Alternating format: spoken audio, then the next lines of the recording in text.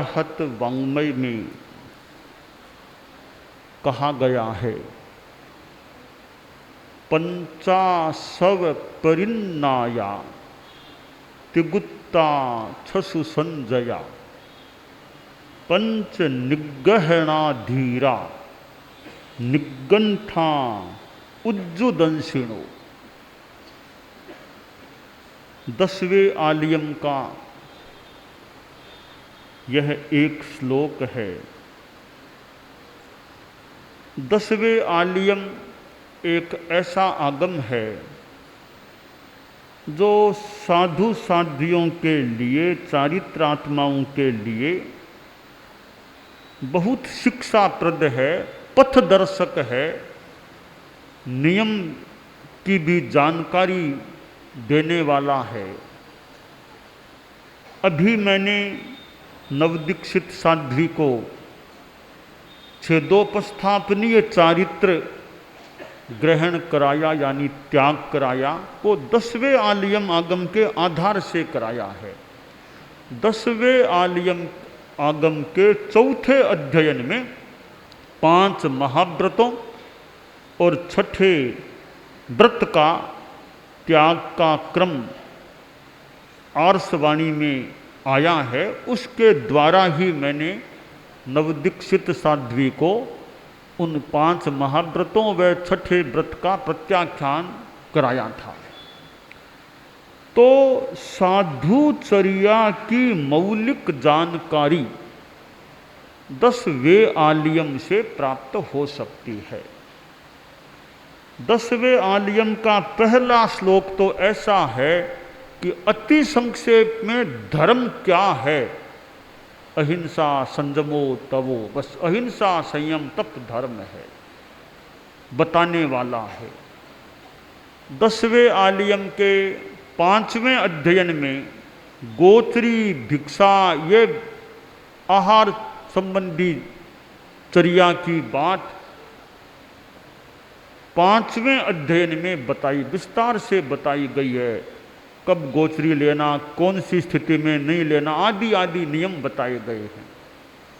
7वां अध्ययन है, भाषा की दृष्टि से महत्वपूर्ण है। साधु को क्या बोलना और क्या नहीं बोलना, यह दिशा निर्देश 10वें आलियम के 7वें अध्ययन में प्राप्त होता है। विनय कैसे रखना, गुरु के प्रति विनय रखना, आदि आदि बातों का वर्णन, विनीत को संपत्ति, अविनीत को विपत्ति मिलती है, आदि बातें 10वें आलियम के 9वें अध्ययन में बताई गई हैं। और जहाँ विनय समाधि, श्रुत समाधि, तप समाधि, आचार समाधि का भी वर्णन प्राप्त होता है। भिक्षु कौन होता है, भिक्षु के क्या लक्षण हैं, साधु के क्या लक्षण हैं, यह बात छोटे से अध्ययन, आश्रय 21 श्लोकों वाला अध्ययन, 10वां अध्ययन स भिक्षु स भिक्षु स भिक्षु, इसमें बताई गई है। 2 चूलिकाएं भी हैं। प्रथम चूलिका है, उसमें साधु का मन अगर घर जाने का हो जाए, साधुपन छोड़ने का हो जाए, तो क्या चिंतन करना चाहिए। इस दृष्टि से रैवक्का चूलिया प्रथम चूलिका है। 18 बातें बताई गई हैं। अगर तुम्हारा मन साधुपन छोड़ने का हो जाए, घर जाने का हो जाए, अभी तक घर में गए नहीं, अभी तक साधु के ठिकाने में ही हो, साधु के वेश में ही हो, मन घर जाने का हो गया है, तो घर के लिए प्रस्थान करने से पहले पहले 18 बातों पर विचार कर लो, ताकि वापिस तुम्हारा डिगता डिगता मन स्थिर भी हो सके। वे 18 बातें प्रथम चूलिका में बताई गई हैं। दूसरी चूलिका भी है। अभी जो मनुश्री ने अनुस्रोत प्रतिस्रोत की संभवतः बात फरमाई, वो बात दूसरी चूलिका में आई है। यो ये 10वें आलियम आगम है, वो हम चारित्रात्माओं के लिए बहुत उपयोगी है। और अनुकूलता हो, समझ मिल जाए, सुविधा हो तो 10वें आलियम का तो बार बार स्वाध्याय करते रहना चाहिए। जैसे अपने कोई संबंधी होते हैं तो रोज उनसे प्राय भी जाओ, मिलें उनसे मिल लें। तो मिलने का क्रम कि कभी मिल लें उनसे, तो 10वें आलियम से रोज मिलना हमारा अगर हो जाए तो बहुत ही बड़ी बात है, बहुत ही बड़ी बात है। मैं आज अपने संसार पक्षीय ननिहाल में वो गया था, गोचरी भी की थी, तो बहुत बरसों पुराना वो मकान है, वो आज देखा तो मुझे स्मृति हो गई कि मेरी संसार पक्षीय माँ संसार पक्षिया नानी जी के पास बहुत बार जाया करती, उनसे मिलने जाती, उनके पास बैठती। तो वो मुझे याद आ गई कि मेरी संसार पक्षीय माँ नानी जी के पास, संसार पक्षिया नानी जी वृद्ध अवस्था में थे, उनके पास बहुधा जाया करती, बैठती, मिलती। तब मेरे मन में अभी जैसे वो मेरी माँ संसार पक्षिया नानी जी से मिलती थी, ऐसे हम 10वें आलियम से रोज मिलते रहें, रोज मिल लें, एक बार शाम को मिल लें, सवेरे मिल लें, एक बार तो मिल लें। 10 स्वाध्याय कर लिया, रात को कर लो, दिन में एक बार हमारा 10वें आलियम से मिलना। तो मिलना कैसे? जैसे बेटी माँ के पास जाकर मिलती है, तो जैसे बेटी माँ से मिले वैसे हम चारित्रात्माएं 10वें आलियम से मिलते रहें, एक बार भी चितालना कर सकें दिन रात में, बहुत बढ़िया बात। रोज न हो, सप्ताह में 2 बार 4 बार जितना हो सके वो कर लें, एक बार कर लें, तो मिलना होता रहे। तो ये 10वें आलियम हमारा इतना परिचित रहे, इतना निकट हो जाए कि भाई रात को भी पूछ ले अमुक अध्ययन का यह श्लोक बोलो तो तत्काल बोल दे, इतनी स्मृति 10वें आलियम की रहे। हमारे बाल मुनि हैं, छोटे छोटे संत हैं, और कई साध्वियाँ भी है, बहुत बड़ी उम्र की नहीं है, 10वें आलियम याद किया ही होगा, कईयों ने, बहुतों ने प्राय किया होगा संभवतः, कि कर तो लिया, अब वो याद कैसे रह सके कि बाद में धीरे धीरे चितालना छूट जाए। अब तो पक्का नहीं रहा, पक्का वो पक्का नहीं रहा तो पक्का वापिस कर सकें तो कर ले, एक तो पक्का रहे, आवश्यम तो होना ही चाहिए। बाकी 10वें आलियम हमारे पक्का रह सके तो बढ़िया बात है। बाकी तो जैसी जैसी स्थितियां है, स्मृति कम हो जाए, चितालने का टाइम नहीं मिलता तो अलग बात है, बाकी रह सके तो अच्छा है। तो हमारे साधु साधियाँ समणियाँ भी है, 10वीं आलियम याद किया तो याद लंबे काल तक रह सके, वो अपेक्षा है। क्योंकि यह संयम भव प्रवर ने 10वें आलियम एक छोटे साधु के निमित्त तैयार किया। संयम भव तो महान व्यक्तित्व थे, चतुर्दश पूर्वधर, और उनका संसार पक्षीय बेटा था। बेटे ने माँ से पूछा कि माँ पापा पिताजी कहाँ है, पिताजी कहाँ है? तो माँ ने कहा तुम्हारे बापूजी तो साधु बन गए हैं, पर बापूजी से मिलना चाहता हूँ। बच्चा निकल पड़ा बाप की खोज में, कि कहा तुम्हारा बापू साधु का, साधु मैं खोजूंगा, कहाँ है मेरे बापूजी? गया गया चलते चलते कोई साधुओं का कोई समूह मिला, पूछा अरे बाबा जी महाराज मेरे पिताजी को जानते हो क्या? कि क्या नाम? संयम भव। तो वो खुद ही संयम भव थे। कहा हम जानते हैं, हमारे साथ हो जाओ। संयम भव ने ज्ञान से देखा कि यह मेरा जो संसार पक्षीय पुत्र है, इसका आयुष्य बहुत छोटा कम है, इसका कल्याण कर दूं। जो भी तरीका वैराग्य बढ़ाया किया, उसको साधु बना लिया, साधु बना लिया। अब सोचा कि आयुष्य बहुत थोड़ा है, कि सारे शास्त्रों को तो पढ़ पाएगा नहीं, मुश्किल है, सारभूत बात इसको बताऊं। तो उसके लिए संयम भव ने, आचार्य संयम भव ने एक आगम को तैयार किया, निर्यूढ़ किया। उसका नाम है 10वें आलियम। 10 उसमें चैप्टर हैं, विकाल बेला का योग मिला, 10वें आलियम, 10 वैकालिक उसका नाम पड़ गया। तो भी उसको थोड़ा ज्ञान हो जाए, मौलिक ज्ञान हो जाए तो साधुचर्या ठीक रह सके, यही दृष्टिकोण रहा होगा। आखिर अल्पायुष्य था तो गुरु के सामने ही शिष्य का तो देहावसान हो गया। तो छोटा साधु चला गया। संयम भव की आंखों में कुछ गिलापन आ गया, थोड़ा मोह का भाव कर दी। तो शिष्य बोले गुरुदेव ठीक है, एक छोटा साधु शिष्य चला गया, पर आप तो हमारे गुरु हैं, आपको कमजोरी नहीं करनी चाहिए, आपको तो मजबूत रहना चाहिए। यों यों दिलगिरी कमजोरी, आप तो बड़े हैं, माइट हैं, गुरु हैं, तो आपको कमजोरी नहीं करनी चाहिए। गुरुदेव बोले भी बात तो ठीक ही है, मोह नहीं करना चाहिए।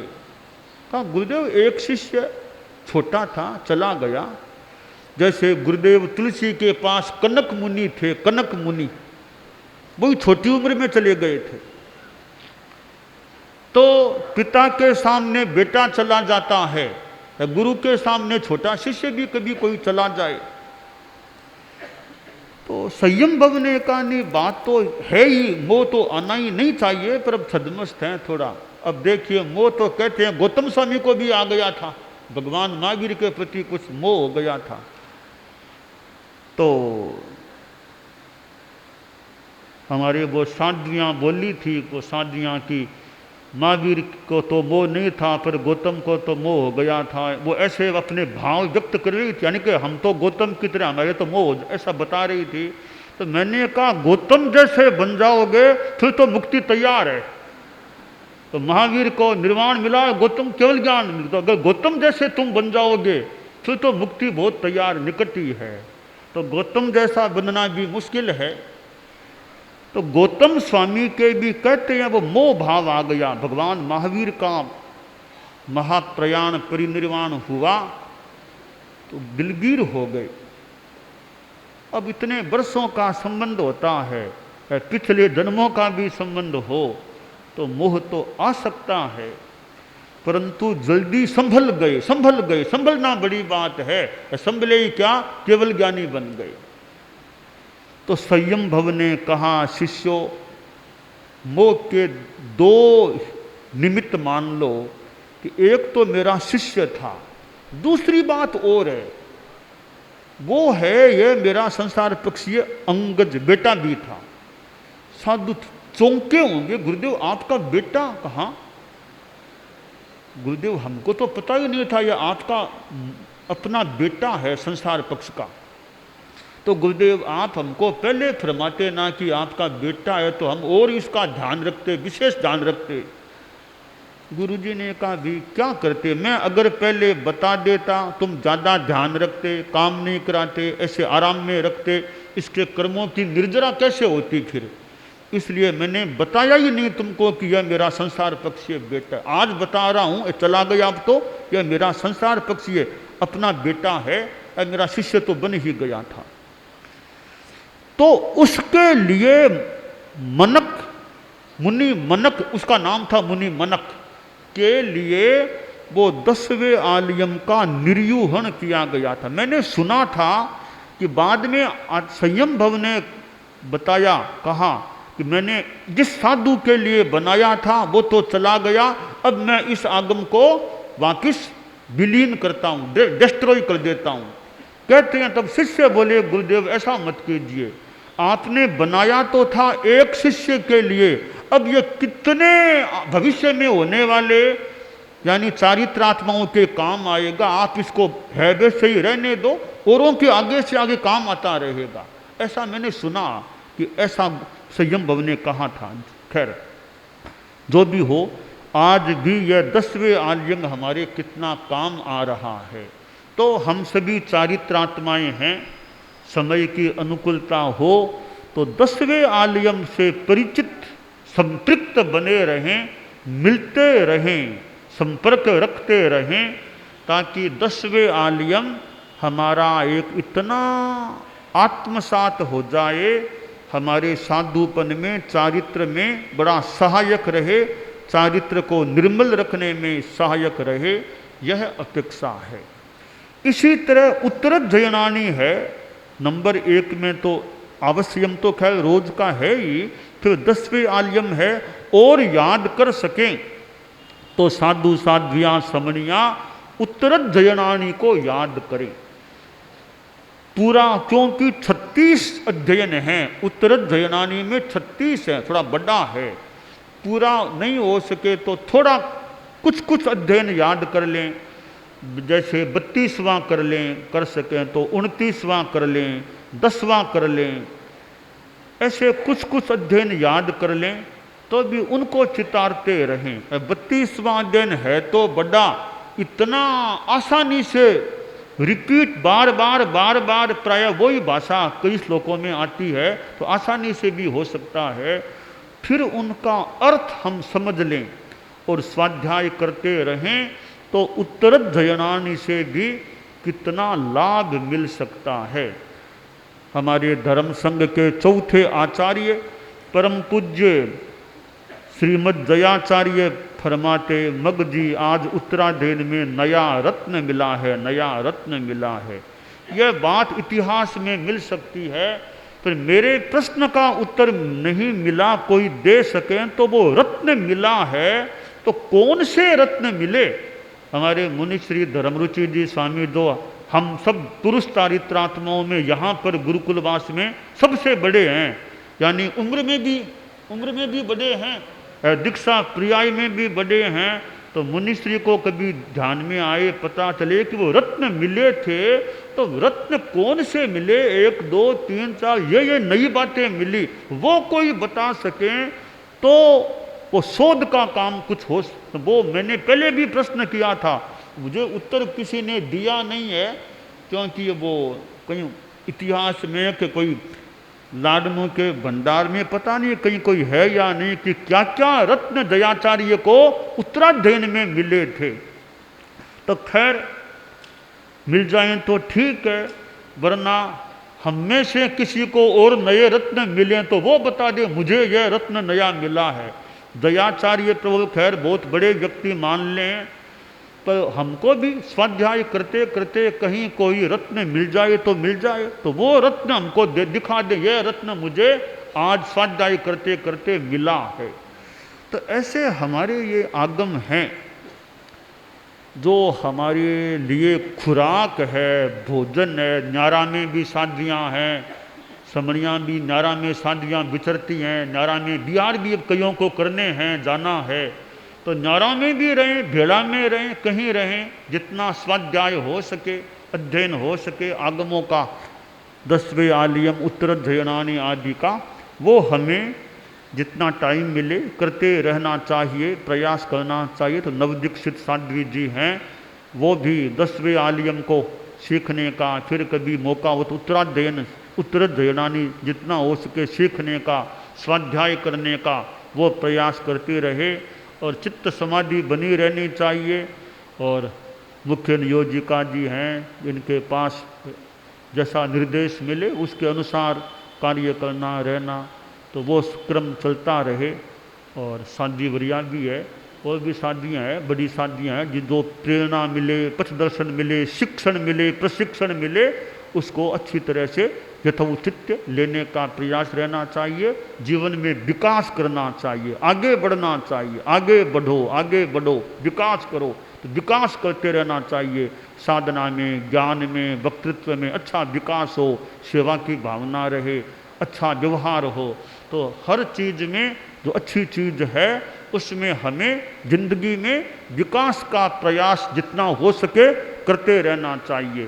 तो नवदीक्षित साध्वी जो आज छदोपस्थापनीय चारित्र में उपस्थित हुई है, वह भी खूब अच्छा विकास करे और धर्म शासन की जितनी हो सके सेवा करने की भावना भी रहनी चाहिए।